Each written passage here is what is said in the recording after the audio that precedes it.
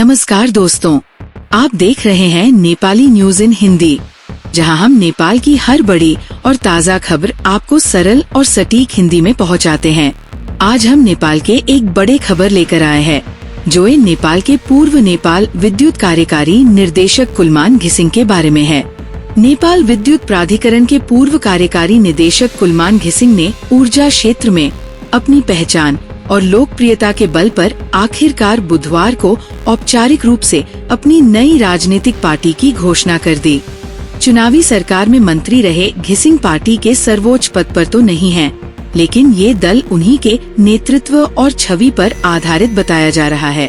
प्राधिकरण में रहते हुए उन्होंने लोड शेडिंग खत्म करने जैसे बड़े काम कर लोकप्रियता हासिल की थी। इसी लोकप्रियता को राजनीतिक पूंजी में बदलने की कोशिश में घिसिङ को नई राजनीतिक शक्ति के रूप में उभारने में काठमांडू के मेयर बालेन शाह सहित कई युवा नेता सक्रिय रहे। शुरू में योजना थी कि उन्हें राष्ट्रीय स्वतंत्र पार्टी रासवपा के नेतृत्व में आगे बढ़ाया जाए, लेकिन रवि लामिछाने को हटाकर नया नेतृत्व देने पर रासवपा सहमत नहीं हुआ। इसके बाद घिसिङ ने अलग पार्टी बनाने का निर्णय लिया। नई पार्टी बनाते समय साझा सोच और टीम वर्क की बात जरूर की गई, मगर पार्टी के नाम और चुनाव चिन्ह को लेकर सहमति नहीं बन सकी।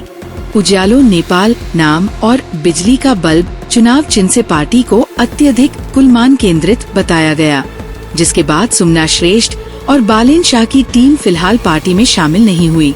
इसी बीच घिसिङ ने पूर्व ऊर्जा सचिव अनूप उपाध्याय को अध्यक्ष बनाकर औपचारिक रूप से पार्टी गठन कर दिया। घिसिङ की पार्टी में जनजाति समुदाय की भागीदारी अधिक दिखाई दे रही है। साथ ही उन्होंने राजतंत्र समर्थक नेताओं को भी महत्वपूर्ण पद दिए हैं। पार्टी अध्यक्ष अनूप उपाध्याय खुले रूप से राजतंत्र के समर्थक रहे हैं और डॉक्टर महेंद्र सुंदर लावती भी इसी पृष्ठभूमि से आते हैं। बालेन शाह के समर्थन की उम्मीद। शुरुआत में बालेन शाह स्वयं घिसिङ को आगे लाकर नई राजनीतिक शक्ति बनाना चाहते थे। उनका मानना था कि धरान के मेयर हर्क साम्पाङ के जातीय झुकाव का प्रभाव कम करने के लिए एक संतुलित और व्यापक नेतृत्व की आवश्यकता है, जिसे घिसिङ पूरा कर सकते हैं। पहली कोशिश रासवपा के भीतर सहयोग की थी। रवि लामिछाने को संरक्षक और घिसिङ को अध्यक्ष बनाने की योजना पर बात हुई, लेकिन रासवपा ने बाहरी नेतृत्व स्वीकार करने से इनकार कर दिया और यह प्रयास खत्म हो गया। इसके बाद सुमना श्रेष्ठ और विवेकशील समूह को साथ लेकर नई पार्टी बनाने की योजना बनी, जिसमें बालेन का सक्रिय सहयोग था। पर नाम और चुनाव चिन्ह पर सहमति न बनने के कारण सुमना और बालेन की टीम उज्यालो नेपाल से दूर रही।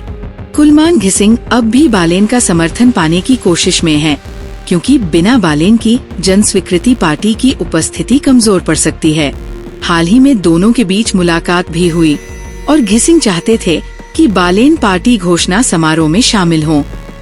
हालांकि बालेन ने प्रस्ताव ठुकराया नहीं, लेकिन अब तक वे खुलकर समर्थन देने के लिए तैयार नजर नहीं आए हैं। बालेन इस समय शोक में हैं, क्योंकि हाल ही में उनके पिता का निधन हुआ है। घोषणा कार्यक्रम में सुमना श्रेष्ठ जरूर उपस्थित रहीं और उन्होंने कहा कि वे नई शक्ति के बीच एकता लाने की कोशिश कर रही हैं। कुलमान पर उठ रहे सवाल और बढ़ता जोखिम। कुलमान घिसिङ के प्राधिकरण प्रमुख रहते लिए गए कुछ निर्णय विवाद में हैं। ट्रांसफार्मर खरीद समेत कई मामलों की जांच अख्तियार दुरुपयोग अनुसंधान आयोग द्वारा की जा रही है।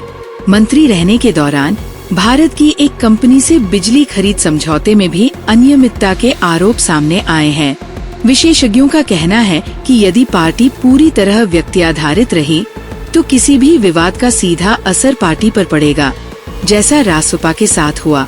इसी कारण बालेन शाह का गुट अभी सहयोग को लेकर सावधानी बरत रहा है। राजनीतिक विचारधारा के स्तर पर भी उज्यालो नेपाल स्पष्ट नहीं दिखती।